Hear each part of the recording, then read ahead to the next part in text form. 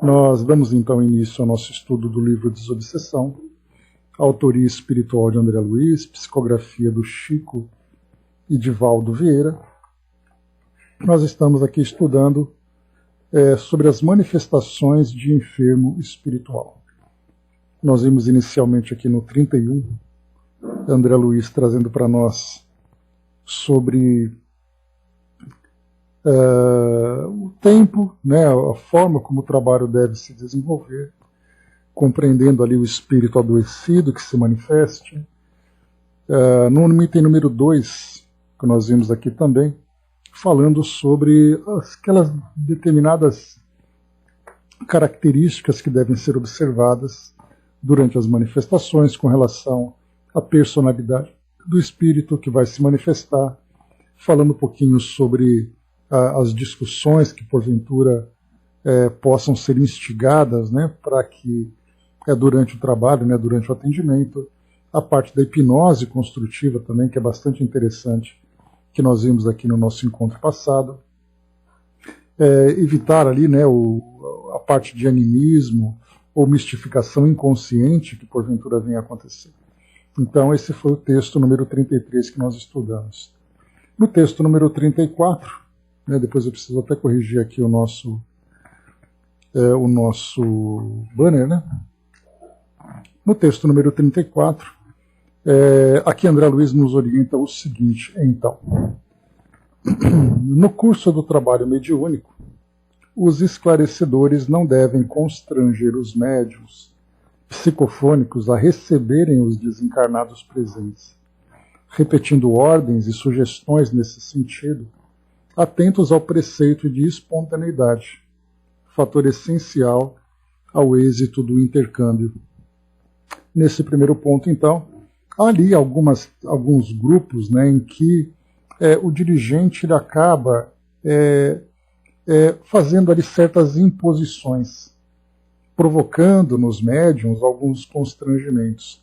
Então, trabalhos mediúnicos, por exemplo, né, de desenvolvimento mediúnico, em que os médiuns inexperientes começam ali a ter contato com os espíritos, começam ali a ter as primeiras percepções e tudo mais. Alguns médiuns podem se sentir constrangidos na psicofonia, por exemplo, preferindo a psicografia, para que ele possa ali ter o controle daquilo que o espírito vai trazer, já que na psicografia, ele tendo consciência do que o espírito escreve, ele pode ali fazer uma dosagem, enquanto que na psicofonia, se o médium se torna inconsciente, ele não tem controle ali pelo menos consciente naquele momento do que o espírito traz. E isso pode trazer para ele uma insegurança muito grande.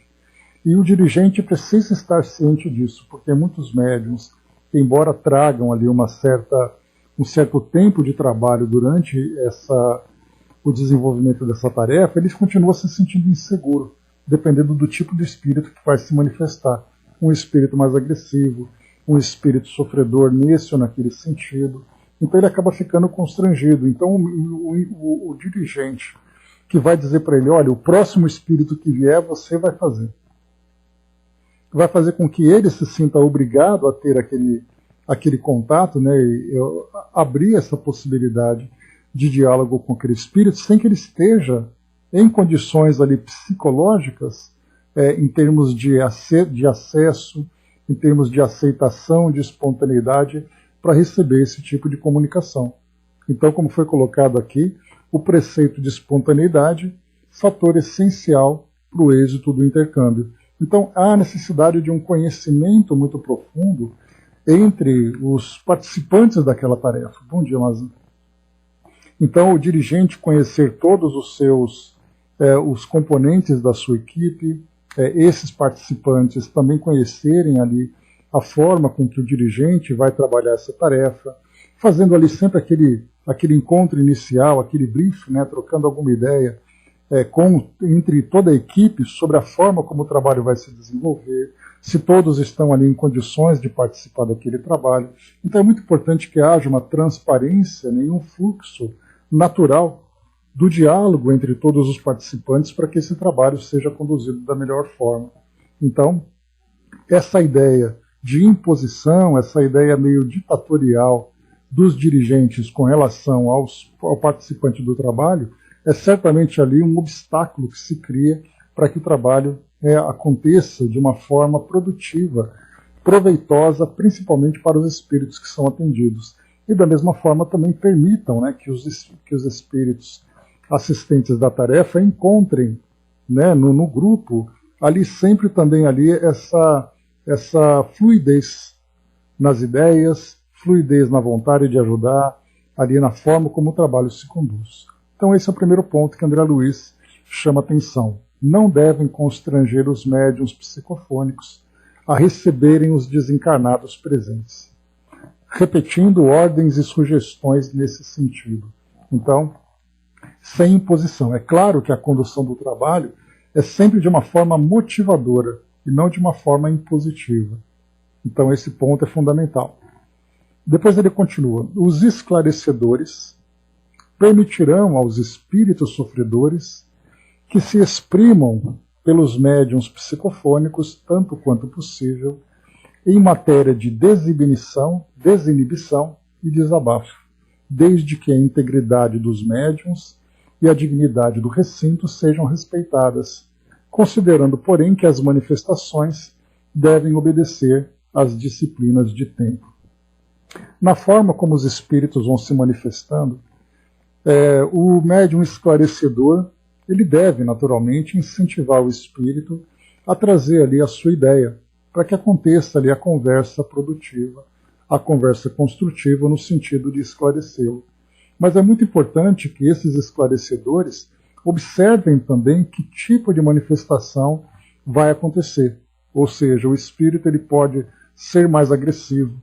As suas ideias podem trazer ali palavras que sejam ofensivas para o grupo, ofensivas para o ambiente. Então, esse incentivo deve ser um incentivo controlado e não simplesmente permitir que o espírito, nesse sentido, em matéria de desinibição e desabafo, que o espírito diga aquilo que ele está pensando, diga aquilo que ele está sentindo, que seja de uma forma equilibrada, de uma forma harmoniosa para o trabalho, fazendo com que a integridade dos médiuns e a dignidade do recinto sejam respeitadas. E quando nós falamos em integridade do médium, não apenas integridade física, mas também integridade moral. Porque o espírito pode trazer ali, nas suas expressões, palavras que são ofensivas. E depois, então, ali o médium pode se sentir constrangido por muitas vezes não ter tido a condição de evitar que aquela palavra tenha sido dita, e da mesma forma também o próprio ambiente. Em vários sentidos, né? Porque nós temos espíritos que, pelos vícios, pelas tendências que apresentam, quando eles se manifestam, eles podem, por exemplo, né, querer, no caso de espíritos que trazem ainda vícios do tabagismo, vícios do alcoolismo, vícios ali de outros tipos de comportamento que precisam ali prevalecer, né, trabalhando na integridade do ambiente, na harmonia do ambiente que está sendo desenvolvida aquela tarefa. Então aqui, esses esclarecedores observarão ali, tanto quanto possível, que o espírito vá trazendo ali o seu conteúdo emocional, o seu conteúdo psíquico, o seu conteúdo intelectual, mas, claro, ali sempre observando a preservação, né, tanto do médium como do recinto. Isso porque o médium, ele se tornando inconsciente, porque tem a gente lembra que o médium, quando ele é bem desenvolvido, no sentido de ter mais experiência, no sentido de ter ali uma melhor compreensão do seu papel na tarefa, ele consegue ter um controle maior. Mas aí nós estamos falando de médiums muito experientes.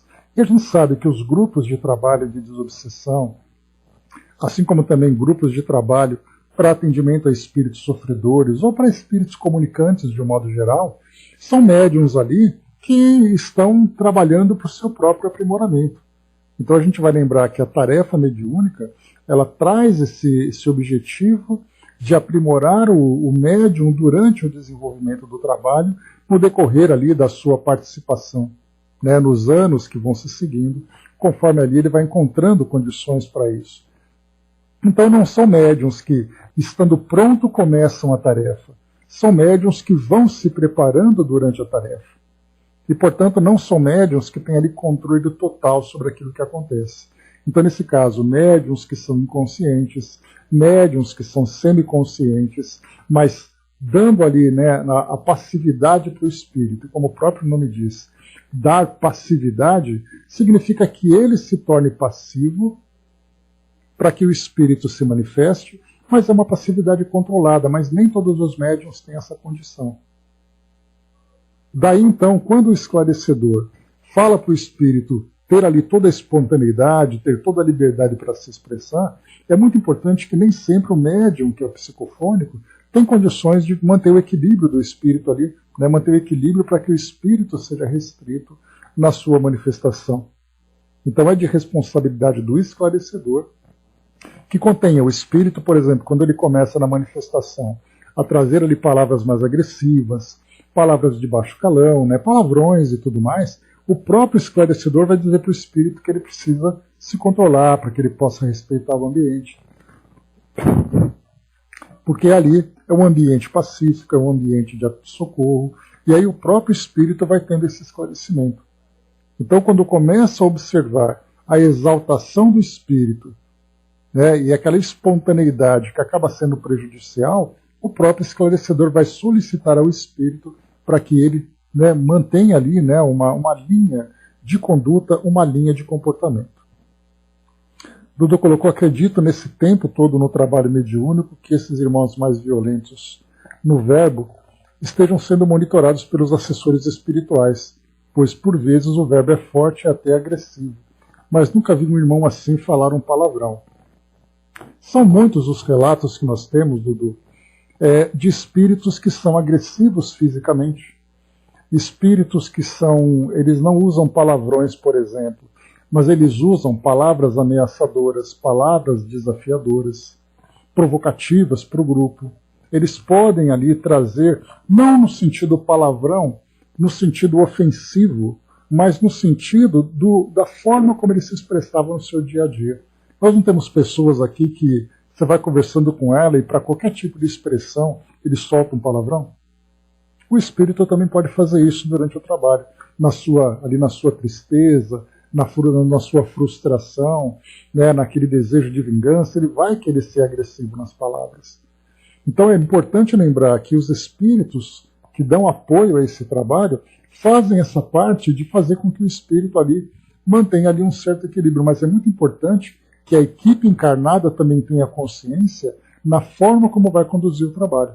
Então existe ali um intercâmbio entre as duas equipes, encarnadas e desencarnadas, para que o espírito seja contido nos dois ambientes, tanto espiritualmente como também na própria manifestação física.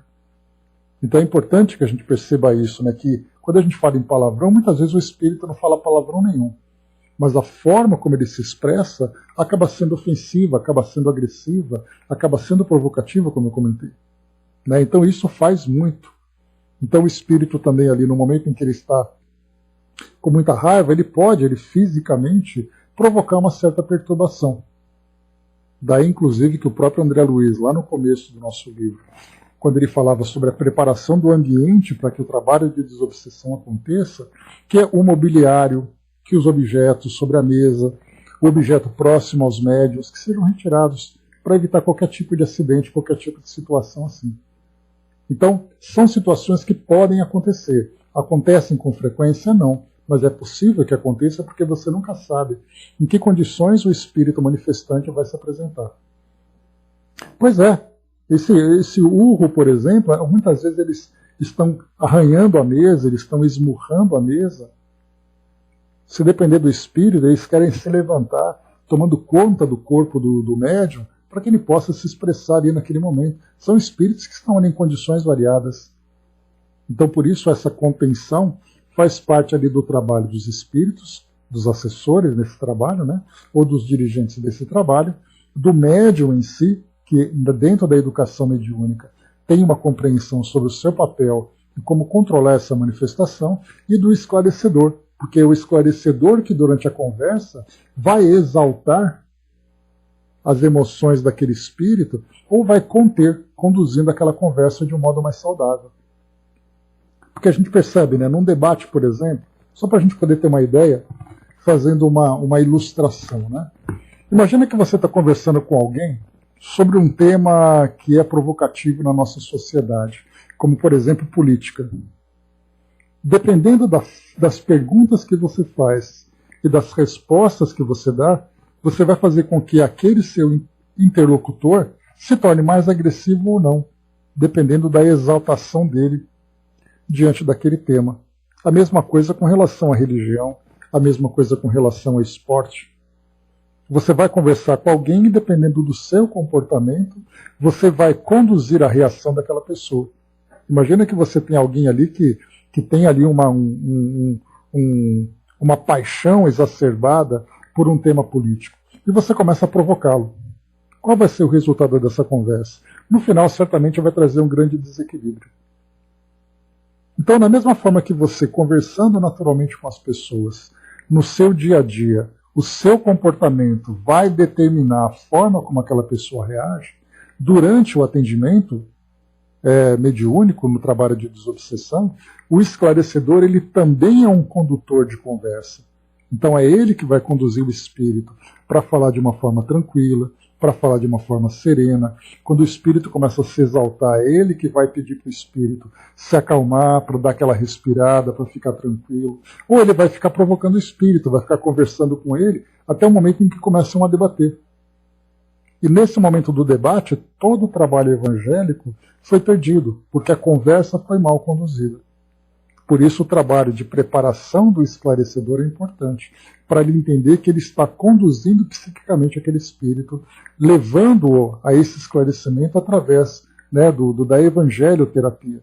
Então é muito importante o papel do médium no controle do espírito, mas do esclarecedor na forma como ele vai conduzir. Ele é, digamos assim, fazendo uma analogia, ele é o maestro daquela orquestra.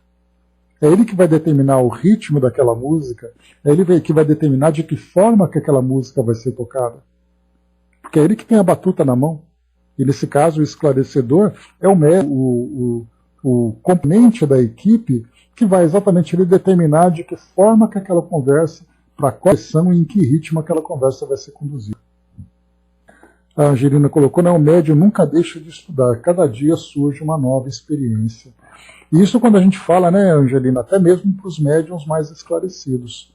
Para aqueles médiuns mais inexperientes, esse estudo é fundamental e cada trabalho é realmente ali uma nova experiência para ele. E para isso, então, ele vai estudando, vai acumulando esse conhecimento e vai se desenvolvendo cada vez mais. Dudu colocou, o médium precisa estar muito bem equilibrado e assessorado. Isso faz parte, a gente vai lembrar sempre, isso faz parte de uma linha de conduta no seu dia a dia, lembrando mais uma vez que não adianta o médium viver de uma forma, não vou dizer descontrolada, porque a ideia não é falar que o médium tem ali uma vida desequilibrada, mas é que ele tem uma vida vigilante, que a vigilância seja ali o seu imperativo, para observar a sua conduta, para observar o seu comportamento moral, o seu comportamento psíquico, durante todo o seu dia. Todos os dias, ele acorda pela manhã, vai para as suas atividades, faz ali as suas tarefas, seu trabalho, seu estudo, suas relações sociais. No dia seguinte é a mesma rotina, dentro de casa, fora de casa, até o dia que chega na reunião mediúnica. Quando chega naquela reunião, ele vai colher tudo aquilo que ele semeou durante o dia, durante a semana, para que naquele momento ali ele possa exercer o seu trabalho. Porque não adianta você esperar que de uma hora para outra ele tenha uma vida ali sem vigilância, vivendo ali espontaneamente, ao sabor das ondas do dia a dia, jogando ele para um lado, provocando do outro, ele vai respondendo de acordo, até o momento em que tem a reunião mediúnica e de repente ele vira um santo. A gente sabe que esse equilíbrio ele não surge de uma hora para outra. Ele é um trabalho que ele vai sendo desenvolvido sem que o médium tenha essa vida dupla. A vida na sociedade de uma forma natural e depois uma vida equilibrada durante o trabalho mediúnico. É importante que ele tenha ali um alinhamento de conduta dentro e fora do trabalho que ele escolheu desenvolver, ainda mais sabendo do trabalho dele naquele dia, pois naquele dia é fundamental. Porque aí então ele tem que se concentrar mais ainda, ele tem que se harmonizar mais ainda. Mas mais uma vez, não adianta, por exemplo, o trabalho ser na quinta-feira, e aí na sexta, sábado, domingo, e depois até quarta-feira, ele vive de qualquer jeito, e depois na quinta-feira de manhã, aí ele vira o santo para poder chegar à noite de modo equilibrado. Então ele vai ter sempre essa rotina, essa disciplina mental, essa disciplina moral, durante ali toda a sua vida. Por isso que o trabalho mediúnico é um trabalho educativo, é um trabalho de moralização, é um trabalho de transformação do médium como pessoa, né, e não apenas como médium em si. A Angelina colocou, muitas vezes tem trabalhos que precisamos estudar até a madrugada. Horário melhor para mim, né? Então tem gente que trabalha melhor durante a noite, né, Angelina? Fica ali mais tranquilo, né? Aquele trabalho mais silencioso e tudo mais. Então não só naquele dia, mas com que todos os dias sejam assim. Então é importante, né, que essa disciplina, essa harmonia, e para isso é muito importante que o trabalho de educação mediúnica transmita para o médium a necessidade dessa disciplina, a necessidade desse equilíbrio no seu dia a dia. Então é dentro de casa, fora de casa, no trabalho, no estudo, na vida social, como eu comentei, né? Então em todos os ambientes ele vai então aplicando essa disciplina, o que é muito difícil. Porque a gente quer viver a nossa vida de uma forma tranquila, de uma forma natural. E essa forma natural, ela acaba se assemelhando muito na forma como as demais pessoas da nossa relação também se comportam. Porque é muito importante a gente lembrar, só para a gente fazer um paralelo, com a vida, por exemplo, do adolescente. O adolescente ele tem a necessidade de criar uma identidade com o grupo onde ele vai ser inserido, onde ele se encontra ali, né? Então, da mesma forma que os seus amigos se comportam, ele também quer se comportar, porque ele quer ser aceito, ele quer parecer com os seus amigos do grupo. E o ser humano, de modo geral, sendo ali um ser gregário que vive dentro de uma comunidade, ele também quer ser aceito pelo seu grupo. Então você tem ali a sua vida social, em que você vai para o cinema, você vai para a casa de amigos, você vai num passeio e tudo mais, você vai se assemelhar às pessoas com quem você está ali se integrando. Só que nem sempre a forma como as pessoas vivem acaba sendo proveitosa para o médium que faz um trabalho dessa natureza. Então ele tem que fazer uma escolha, né? Qual é exatamente o ponto de equilíbrio entre aquilo que faz com que ele seja integrado e aquilo que o diferencia das pessoas pela natureza do trabalho mediúnico que ele faz.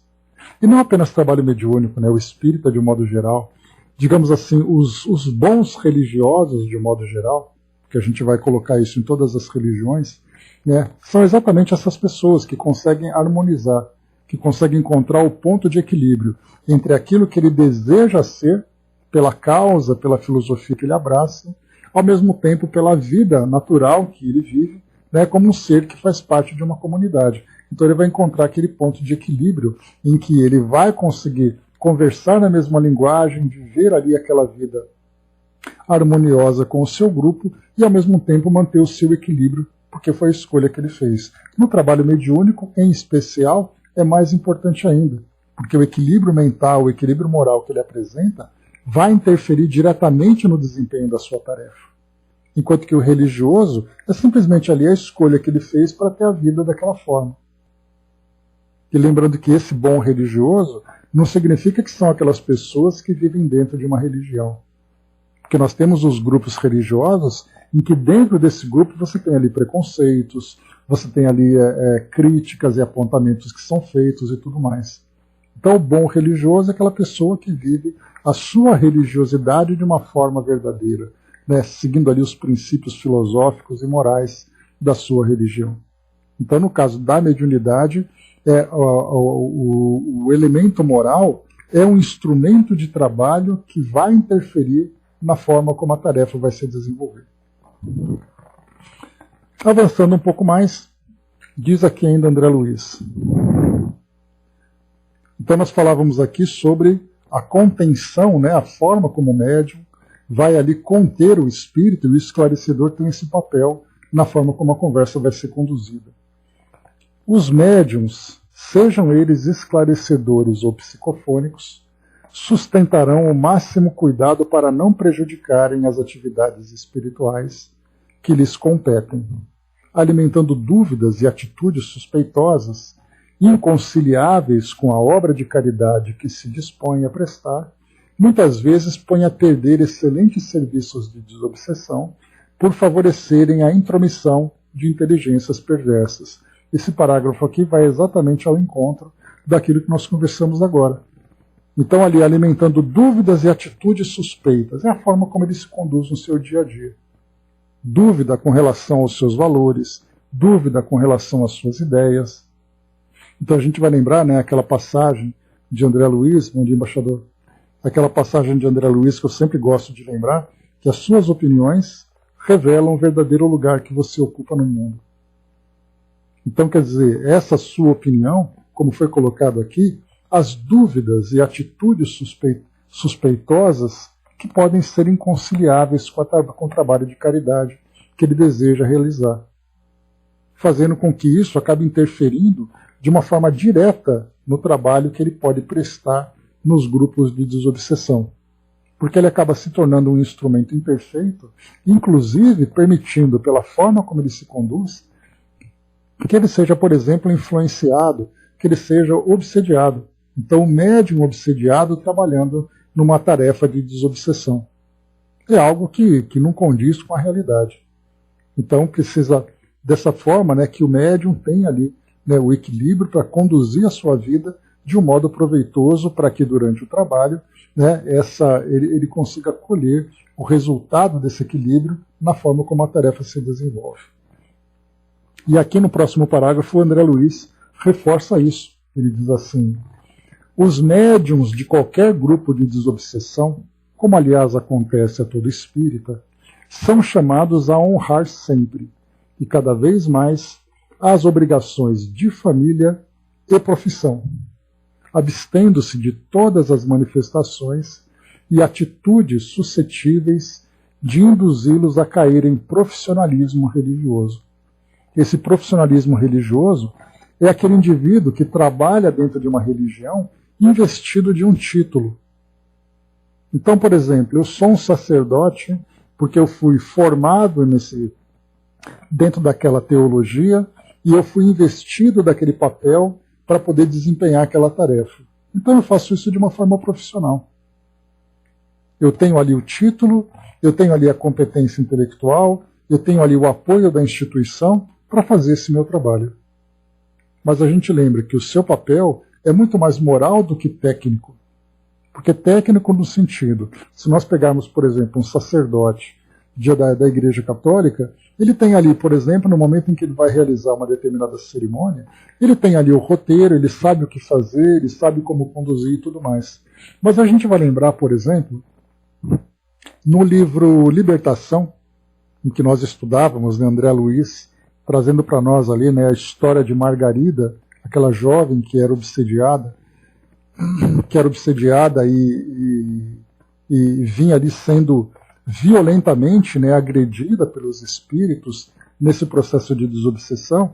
Ela desejava então ir visitar uma igreja para participar de uma missa, participar de um culto religioso. E aí então ela foi levada pelo esposo, levada pela família até aquela igreja, acompanhada pelos espíritos. Chegando lá, André Luiz trouxe para nós um relato do ambiente onde ela estava, que era a igreja. Lá fora, muitos espíritos que não tinham ali condições de entrar naquele ambiente, mas lá dentro os encarnados. E André Luiz começou então a observar qual era o comportamento mental daquelas pessoas durante o trabalho. E André Luiz dizia que, lamentavelmente, até o sacerdote estava desvinculado mentalmente do papel que ele desempenhava. Porque enquanto ele fazia automaticamente, mecanicamente, aquele trabalho de condução daquele culto religioso, mentalmente ele estava desvinculado com o horário, o que ele tinha que fazer depois, né? Não vejo a hora de acabar essa tarefa que eu estou fazendo e tudo mais. E quantos são os médiuns que se comportam dessa mesma forma? Que ele sabe que ele tem que se comportar, ele tem que estar em tal dia, em tal horário, que ele está ali integrado naquela equipe, que ele tem ali o seu crachazinho de médium para poder participar, e ele vai e faz isso de uma forma mecânica. Só que nesse caso a gente sabe que mecanicamente ele pode até fazer bem o seu papel, mas ele, como trabalhador, como como um espírito no processo de evolução, ele está falhando em muito, mas falhando consigo mesmo. Porque ele pode, né, no caso, por exemplo, né, a gente pega quantos e quantos são aqueles palestrantes, né, que trazem ali palavras belas, ideias bastante claras. Ele faz um trabalho intelectual, porque ele tem conhecimento para isso. Ele tem didática para transmitir aquele conhecimento. Ele tem facilidade para falar sobre aquele assunto. Mas a sua vida pessoal não condiz com aquilo que ele está fazendo. Então ele se desvincula moralmente, mentalmente, da realidade que ele vive no seu cotidiano e do trabalho que ele está fazendo naquela tarefa. Por isso, nesse momento, nós temos aqui André Luiz dizendo: os médiuns de qualquer grupo de desobsessão, como, aliás, acontece a todo espírita, são chamados a honrar sempre e cada vez mais as obrigações de família e de profissão. Então, olha só, como médium, ele tem que se comportar bem na família e na profissão. Ou seja, é a sua condição de médium que vai influenciar no seu ambiente familiar e no seu ambiente profissional. Sendo que todos nós, como André Luiz coloca, como aliás acontece a todo espírita, nós tínhamos que fazer o contrário. Eu tenho que ter uma vida bem equilibrada para que durante o trabalho mediúnico o trabalho possa se desenvolver. Mas é o contrário, né? Quando a gente diz que o trabalho mediúnico é um trabalho educativo que força os médiuns a terem uma vida controlada, uma vida equilibrada, é exatamente isso, que se não fosse o trabalho mediúnico, cada um viveria a sua vida da forma que melhor lhe convém. E nessa melhor lhe convém, significa uma vida de prazeres, né? Prazeres das mais diversas formas. Eu posso sentir prazer, por exemplo, em falar mal da vida dos outros. Eu posso sentir prazer em disseminar ideias em redes sociais. Eu posso sentir prazer com substâncias e comportamentos. E o médium, nesse caso, ele é forçado pelo trabalho que ele faz a mudar esse tipo de conduta, porque essa conduta vai interferir no seu desempenho. Então, ou seja, a mediunidade vem como um instrumento transformador do médium. Agora, se o espírito já traz a sua elevação, médium ou não médium, a sua vida sempre vai ser bem equilibrada. Então, esse é o raciocínio interessante que a gente começa a traçar. Bom dia, abraço. O Dudu colocou, né, o médium não sabe o roteiro que chegará. Né? Então, quer dizer, no momento em que ele vai se apresentar para o trabalho, é ali que ele vai, então, né, conduzir de acordo com os valores que ele desenvolve. O Dudu colocou também quantas vezes eu me peguei pensando, após a mediunidade mecânica, me perguntando se veio algo errado, mentiroso, etc. No início foi bem assim, agora não. Isso porque a gente vai lembrar sempre, né, que quando se fala sobre a mediunidade mecânica ou a mediunidade inconsciente, né, lembrando mais uma vez que quando se fala mediunidade inconsciente, não quer dizer que o médium esteja inconsciente naquele momento. Ele está inconsciente, ou seja, ele não tem conhecimento daquilo que o espírito está fazendo, mas ele está lúcido. Agora, acontece de muitos médiuns estarem também inconscientes, né, mentalmente, mas naquele momento espiritualmente eles estão acompanhando o que vai acontecendo. Mas para isso é muito importante que durante o seu dia a dia o médium vá desenvolvendo aquele comportamento natural com valores e tudo, né? Porque aí então é no exercício do dia a dia que o fortalecimento moral vai acontecendo para que durante o trabalho mediúnico haja toda a segurança e toda a tranquilidade. Porque é o tipo de comportamento, por exemplo, no dia a dia, vamos pensar assim, no dia a dia, uma pessoa não gosta de falar palavrões, que foi o que nós colocamos aqui. Eu não gosto de falar palavrão, não gosto de conversas que sejam dessa forma, não convivo bem com pessoas que têm esse hábito de tudo ficar trazendo ali explosões de palavras, palavras agressivas e tudo mais. Não gosto disso. No momento em que eu mediunicamente vou trabalhar e o espírito tenta se manifestar dessa forma, eu, pela minha própria conduta, pelo meu próprio hábito, impedirei o espírito de fazer isso. Porque espiritualmente eu não estou inconsciente. Eu estou desdobrado, mas inconsciente não. Então, por isso que a conduta do médium no dia a dia é o que vai determinar a forma como ele trabalha no momento específico da desobsessão. Por isso que não adianta, durante o dia a dia, eu ter uma vida completamente desregrada para tentar imaginar que eu terei um momento de santidade no momento da manifestação mediúnica. É a disciplina mental, é a disciplina moral do médium no seu dia a dia que vai influenciar a forma como o trabalho vai se desenvolver. Então é muito importante ter essa consciência. E o último ponto que André Luiz traz para nós aqui nesse parágrafo também, diz assim para nós: bom dia, soldado.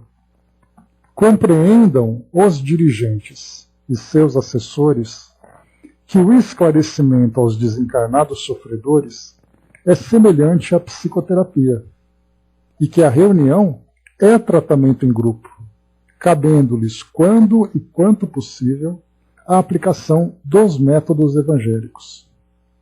Observando ainda que a parte essencial do entendimento é atingir o centro de interesse do espírito, preso a ideias fixas, para que se lhes descongestione o campo mental, devem abster-se desse modo de qualquer discurso ou divagação desnecessária.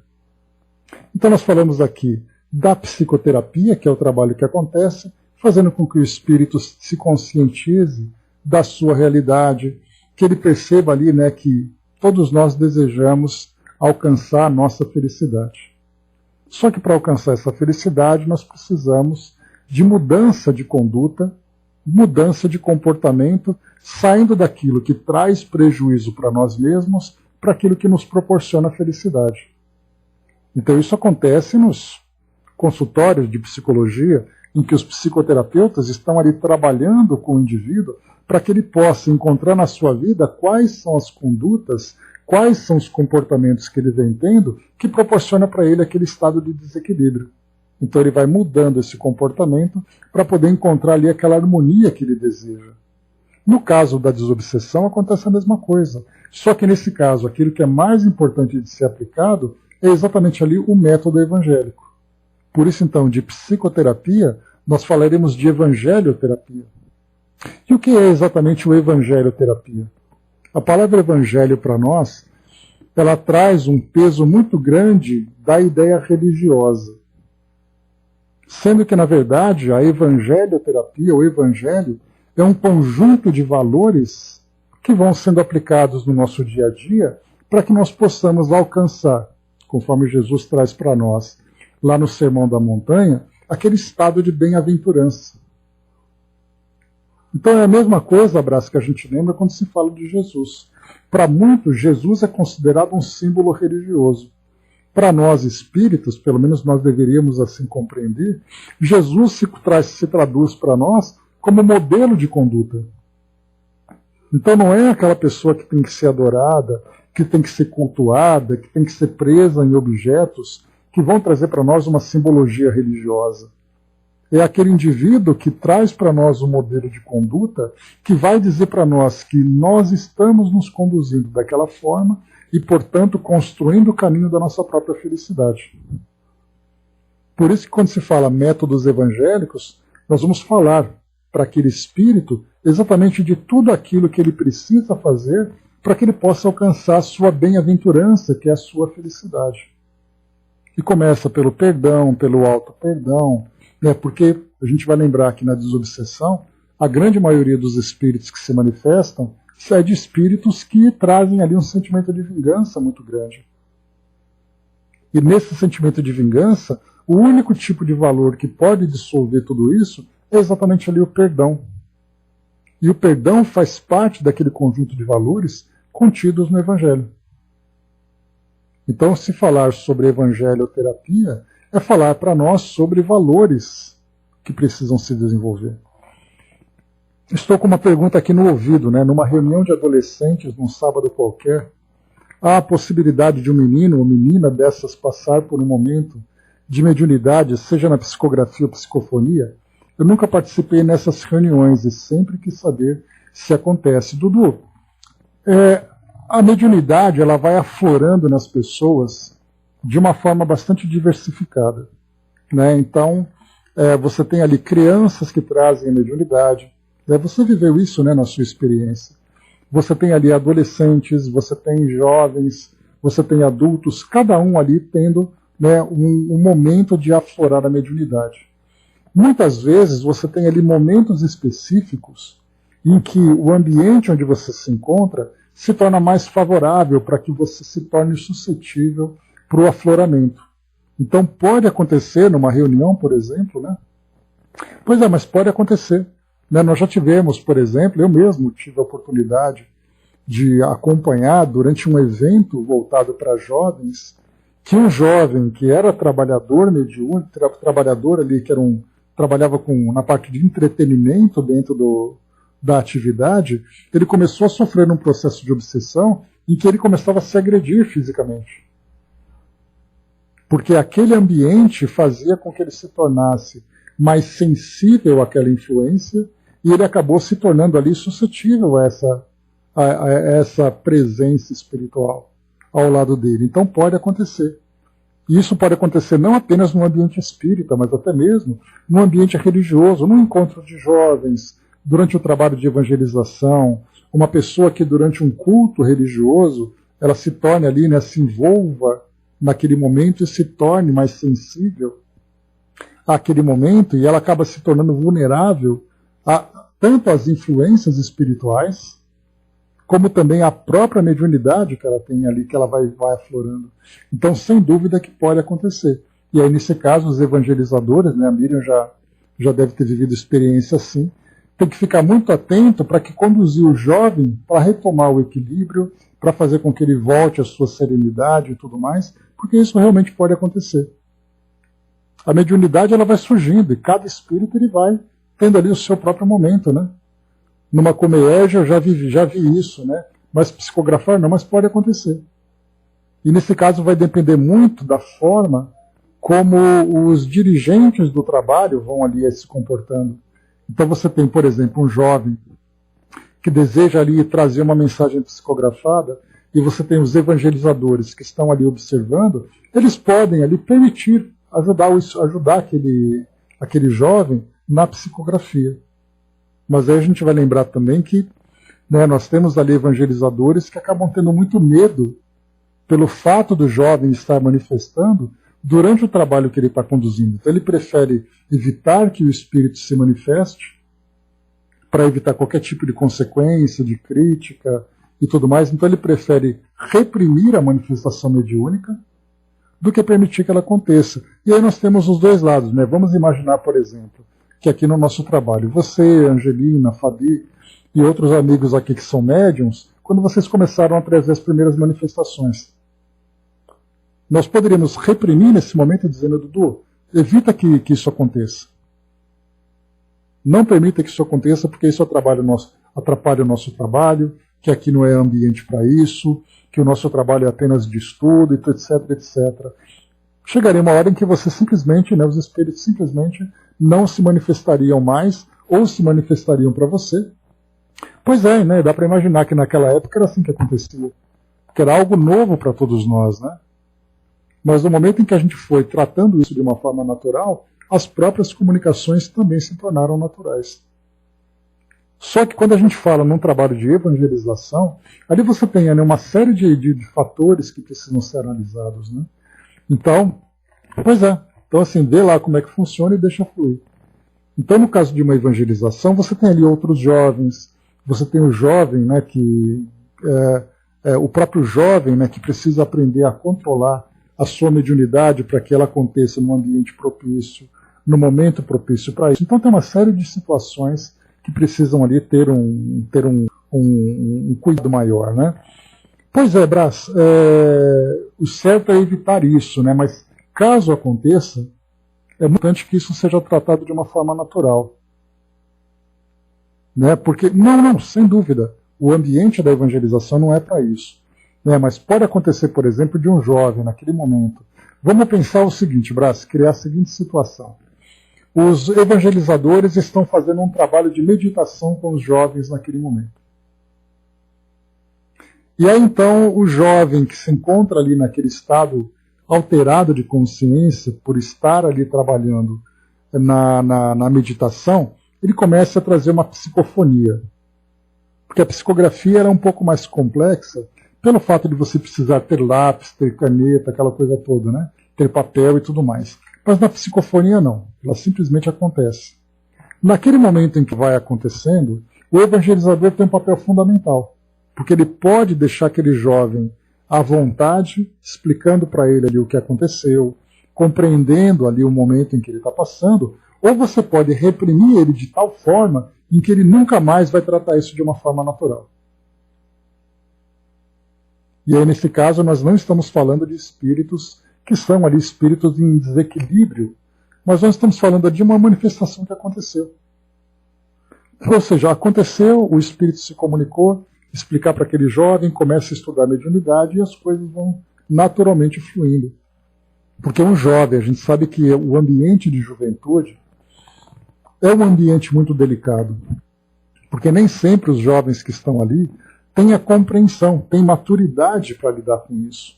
E um jovem que se manifesta, que abre essa manifestação, né, inconscientemente, naturalmente, durante um trabalho de evangelização, ele pode começar a ser visto e julgado pelos outros jovens de uma forma negativa. E ali então você vai trazer uma série de complicações para aquele jovem, para a mediunidade que estava florando e que poderia ser aproveitada de uma forma produtiva. Esse é um grande problema. Assisti uma cena dessa, mas não foi com criança, né? Veio um espírito descontrolado. Nesse caso, aí então já é uma outra situação, né? A Miriam colocou, né, dependendo do tema que estamos falando, é bem comum que isso aconteça. Sensibiliza muito, sim. É o caso da meditação, é o caso de um trabalho ali que trata de questões espirituais, né, em que o jovem se envolve e tudo mais. Ok, aconteceu. Aí nesse caso a gente vai ter que lembrar, os evangelizadores têm que estar preparados para isso. Deixa eu voltar rapidinho aqui o que a Angelina colocou. Deixa eu pegar o que você trouxe aqui, Angelina.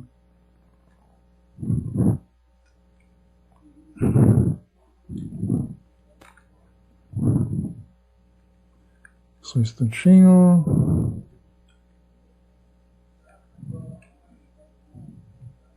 Ontem aconteceu um fato interessante. Estávamos em uma live no grupo de estudos. De repente apareceu um espírito reclamando que ele deveria estar no meu lugar. Continuei concentrada, conversei mentalmente aos poucos, fui assistindo, depois foi embora. Então a gente vai lembrar sempre, né, que nós não temos, nesse caso, como o Brás colocou, né, o mentor espiritual do centro, como o presidente, tem que estar sintonizado. Né? Então a gente vai lembrar que os trabalhadores do plano espiritual, embora eles sejam ali protetores do ambiente, né, existe ali um livre-arbítrio que deve ser respeitado. Então, muitas vezes, uma manifestação mediúnica que acontece naquele momento é pelo fato do jovem, por exemplo, ou do trabalhador de modo geral, porque já pode acontecer, por exemplo, uma manifestação mediúnica durante uma palestra espírita. Você está no centro espírita, alguém ali está sintonizado com o espírito, que pode estar acompanhando ou pode estar ali à distância, e naquele momento de sensibilidade acontece isso. Então, nesse caso, é o ambiente que favorece e aquela pessoa precisa ser conduzida de uma forma natural, de uma forma equilibrada. Então, essas manifestações são, na verdade, sintomas de uma mediunidade que está aflorando ou de uma mediunidade que aflora de uma forma desequilibrada. E aí, então, é a forma que ela vai ser conduzida que vai lhe proporcionar, né, um futuro mais tranquilo, né, na lida com a mediunidade. Tá? Então, não sei se eu respondi, Dudu, a questão que você trouxe. Né? Então, assim, a psicofonia ela acontece de uma forma mais natural, enquanto que a psicografia também pode acontecer. E aí cabe aos dirigentes, naquele momento, em que o espírito, por exemplo, vamos pensar assim, um jovem diz assim para o evangelizador, olha, eu preciso muito de um papel para poder escrever uma coisa. O evangelizador vai perceber, ele pode naquele momento dizer, então escreve para a gente ver o que você deseja realmente ali trazer como mensagem. A partir daquele momento, aquele jovem passa a ser observado de uma forma mais cuidadosa, mais atenciosa, percebendo ali que ele pode, em determinadas situações, dar vazão, né, dar passividade às comunicações do espírito. Mas naquela primeira comunicação, permitindo para poder ver exatamente o que vai acontecer. Porque é como se fosse ali aquela mensagem represada na mente dele, que vai trazendo um desconforto durante o trabalho. E aí cabe ao dirigente, né, ao evangelizador naquele momento, de que forma que ele vai conduzir essa conversa. No centro hoje ninguém me chama para fazer uma prece inicial de uma palestra pública, porque acontece de eu dar passividade psicofônica com o espírito do centro. E aí o tempo flui por vezes muito, né, e o atraso da saída fica alto, né. Pô, a gente já viu aqui, né, Dudu, você fazendo a prece final, e aconteceu ali daquele irmão trazendo uma mensagem, né, acompanhando ali exatamente, né, concluindo. Você começou a prece e ele terminou, né. Então, pode acontecer. Então, para jovens, também isso acontece. Nós tivemos até também, né, da nossa jovem lá que estava conduzindo o nosso trabalho, durante a prece final, ela também ali estava em transe. Estava mediunizada, né, como nós chamamos, né, foi numa outra vez. Eu acho que eu mandei para você, né? Então, ali naquele momento, ela também começou a trazer ali uma mensagem de um espírito que fazia parte do grupo espiritual que estava ali ajudando na tarefa. Então, pode acontecer. A questão é de que forma que isso vai ser tratado pelo jovem, pelos jovens que estão ali juntos e pelos evangelizadores. Porque há aqueles evangelizadores que estão ali e ficam apavorados, né? Meu Deus, um espírito se manifestou durante a evangelização. Aí a questão é, qual é o problema? Vamos apenas conduzir para que isso aconteça de uma forma equilibrada, no momento certo, no lugar certo, mas não condenar o jovem por aquilo que acontece. Né, o soldado lembrou ainda mais para jovens que são inexperientes, né? Sem dúvida nenhuma. Os mais antigos do centro eram mais enérgicos, né? Sim, o pessoal era mais clássico, né? Então era mais ortodoxo no tratamento, né? Para a gente finalizar, vamos lá então, só para a gente poder ver aqui o trecho final. Então, o que André Luiz colocava, pessoal, só para a gente poder concluir esse nosso item número 34, então ele vai lembrar aqui para nós que é muito importante que o trabalho, né, tem inclusive um colega que ele vem ministrando um curso, ele vem organizando um curso, né, do qual eu tive a oportunidade de fazer uma pequena exposição, que se chama Atendimento Fraterno aos Desencarnados, que na verdade é o trabalho de desobsessão. Então ele optou em trazer esse nome diferente exatamente para que tirasse essa ideia da desobsessão. Porque desobsessão, como a gente até recebeu aqui uma comunicação de um amigo que vivenciou essa experiência, né, num centro espírita, como desencarnado, em que ele foi tratado como desobsessor, como obsessor. Então, quer dizer, o obsessor é aquele espírito rotulado como espírito mau. E a desobsessão é aquele trabalho de exorcismo, praticamente, que acontece. E aí, então, ele trouxe esse nome diferenciado, atendimento fraterno aos desencarnados. Ou seja, esse atendimento fraterno é exatamente esse trabalho semelhante à psicoterapia através de métodos evangélicos, trazendo esclarecimento, favorecendo a mudança de conduta, quando possível, quando e quanto possível, como foi colocado aqui para ele, aqui por André Luiz, para que esse tratamento em grupo possa ajudá-lo, possa favorecê-lo. E depois ainda, para finalizarmos, né, observando ainda que a parte essencial do entendimento é atingir o centro de interesse do espírito preso a ideias fixas, para que se lhes descongestione o campo mental, devem abster-se desse modo de qualquer discurso ou divagação necessária. Então, lembrando aqui, André Luiz, que esse método evangélico, durante o trabalho de desobsessão, não é um trabalho de pregação religiosa. Não é um trabalho de doutrinação religiosa, mas é um trabalho de fazer com que o espírito compreenda a sua realidade, para que ele vai se libertando gradualmente das ideias fixas em que ele se encontra. E nesse caso, a gente pode pegar, por exemplo, um espírito nessa condição de um espírito obcecado por determinada ideia, porque a ideia fixa nada mais é do que uma obsessão. Eu estou obcecado por aquela situação. Eu estou obcecado pelo desejo de vingança. Eu estou obcecado pela paixão que eu deixei aqui no mundo físico. Estando obcecado, eu me torno um obsessor. E nesse caso da obsessão em si, né, no caso não é nem a auto-obsessão, soldado, nesse caso, porque a obsessão, eu tenho obsessão por outra pessoa. A auto-obsessão é quando eu tenho as minhas próprias ideias sobre uma culpa, por exemplo. Eu me sinto culpado por ter cometido aquele pecado dentro de uma visão religiosa tradicional. E aí então, naquele momento em que eu tenho essa culpa e eu começo a me consumir nessa culpa, é como se eu estivesse implodindo, me fechando em mim mesmo. Agora, no caso da obsessão, eu estou obcecado por alguma coisa que é objeto do meu interesse. A Angelina lembrou aqui, né, sobre essa parte de equilíbrio, né? Converse com o seu guia antes da prece, ele é responsável e irá ajudar a manter o equilíbrio, né? Então, eis aí a recomendação, né?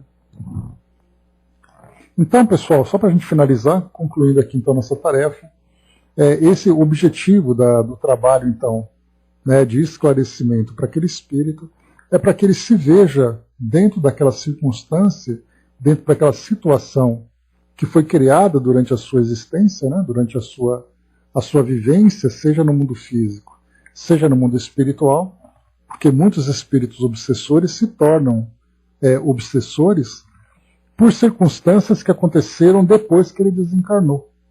Dona Ivone do Amaral Pereira, ela traz para nós isso, como por exemplo, né, um espírito que tem uma afinidade muito grande com uma pessoa, ele desencarna, uma afinidade positiva, né, um amor verdadeiro, digamos assim, e ele então desencarna, aquela pessoa que é objeto do seu afeto fica encarnada, e aí alguém vem e prejudica aquela pessoa. Aquele espírito, então, que vê aquele seu ente querido sendo prejudicado, acaba se tornando um obsessor.